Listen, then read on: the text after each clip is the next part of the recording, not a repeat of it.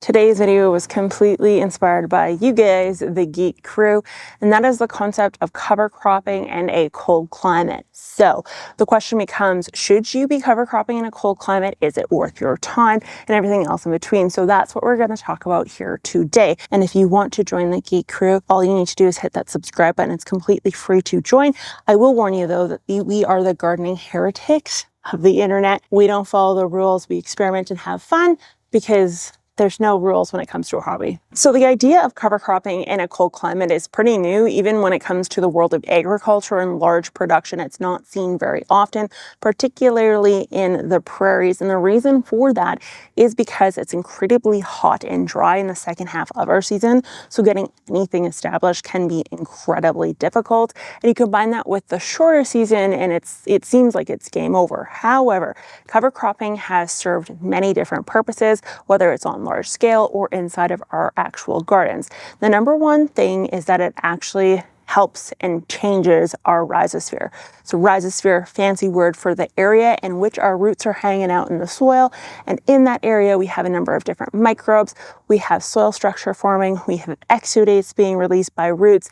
And the more biodiversity we add in that soil structure, the better. That's number one reason. Number two reason could be if you have compacted soil or soil that has no structure whatsoever. Roots and the glues that plants and microbes release tends to give us a structure that helps with water infiltration, structure that won't erode via water and or winds, which can be incredibly important to us as gardeners. The last one is if you have a newly established bed, there's the 3-year rule on my channel.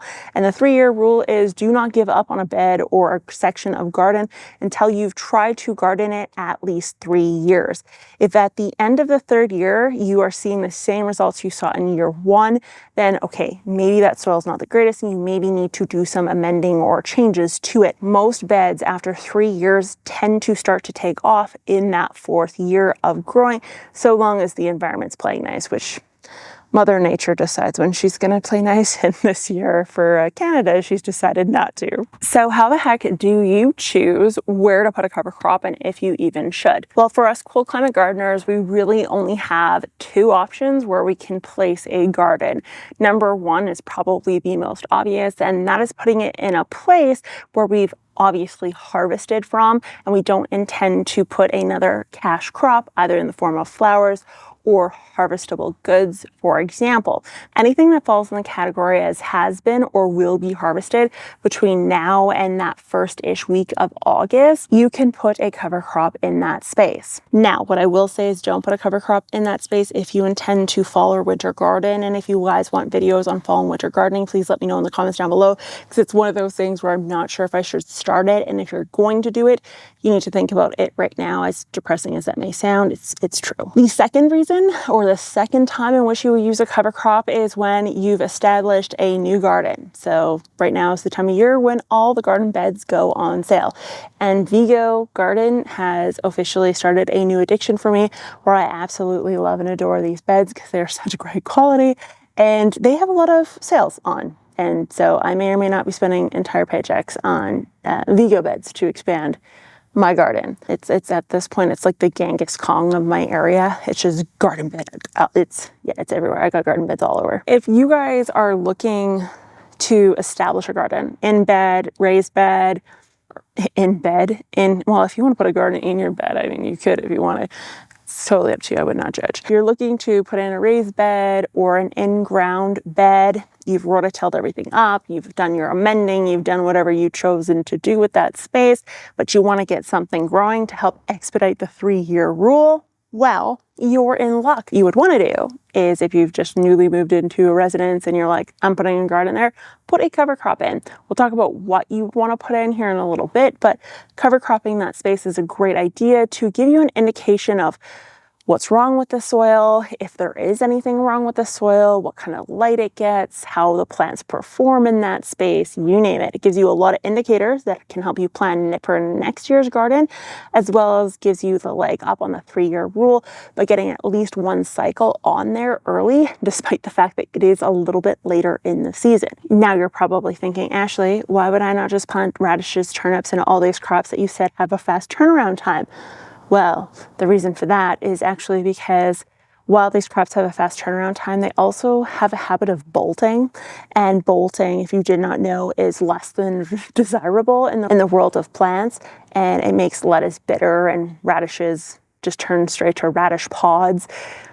All less than ideal. So that's why you would avoid the cash crops, if you will, later in the season, starting those. So like I mentioned before, it is a relatively new science where we haven't put a ton of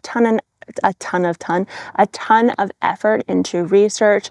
But what we can say is that for the most part, grasses have a very specific role, and then legumes have a very specific role. And so you'd want to fall into one of those bodies. So if you want to go the legume route would be for anyone who's looking to grab water from the lower soil levels and bring it closer to the surface, because they tend to have a very big taproot that digs for water, and they perform well in environments that are drought-like. So if you're going through a year where you have very little to no soil moisture, putting a legume in place, such as peas, lentils, like chickpeas, you name it, that is a good idea. The second reason why you would do legumes is because it just helps with the biodiversity in our rhizosphere. So rhizosphere, fancy word for the area of soil where the roots are touching. And what I mean by diversity is every plant releases exudates. Every plant calls in certain microbes. And because of that, and the fact that every plant has very specific roles in what it calls up, we tend to see great benefits with legumes through nitrogen fixation in the form of rhizobium bacteria. So does this affect maybe your crops the next year? No, but it can affect the crops in years to come as the nodules, for example, degrade, or if you were to do legumes in that spot 2 years in a row, your second planting of, say, peas in that space next spring could result in better plants because you've built up the rhizobium bacteria in that area. So that's the reason why you would use a legume. But the reason why you would use a grass actually comes down to anyone who's suffering from a soil structure that is non-existent, meaning it's very floofy, it's rototilled, you put in some new compost or peat or whatever you chose to help amend it. Nothing wrong with that. But if you want to try to build that structure up to reduce erosion in the form of wind or water, or you name it, dog traffic, foot traffic, a grass is a great place to start. The second reason why you would use a grass actually comes down to the fact that you may be looking for reducing or using up of excessive levels of nutrients. So if you have a compost and you kind of saw some toxicity effects, or you've seen signs of excessive levels of nitrogen or whatever the case is, you can put in a grass, which will help kind of utilize or use up those excessive levels of nutrients. So by grasses, I mean things like oats, wheats, that sort of thing. Now, if you want kind of both options, then you can multi-crop, because remember, harvest and neat and tidy is not really the name of the game. We can go for absolute chaos when it comes for cover cropping. So you can do a 50-50 mix, you can do a 25-75, completely up to you. What I would do if you are in a cold climate and you're choosing to go this route is to actually leave that crop in place when the snow flies. A couple reasons for that. Number one, obviously it's going to help your soil structure.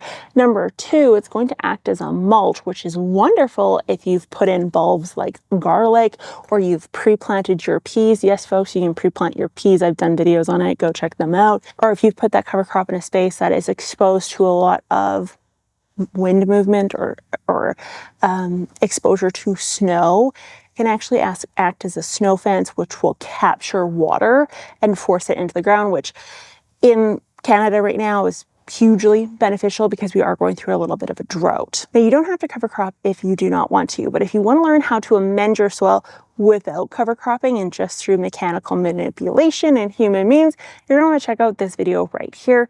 And if you've been Googling lately, Google says you should watch this. Creepy, I know, but check it out because I think you're going to learn a thing or two. Thanks for watching.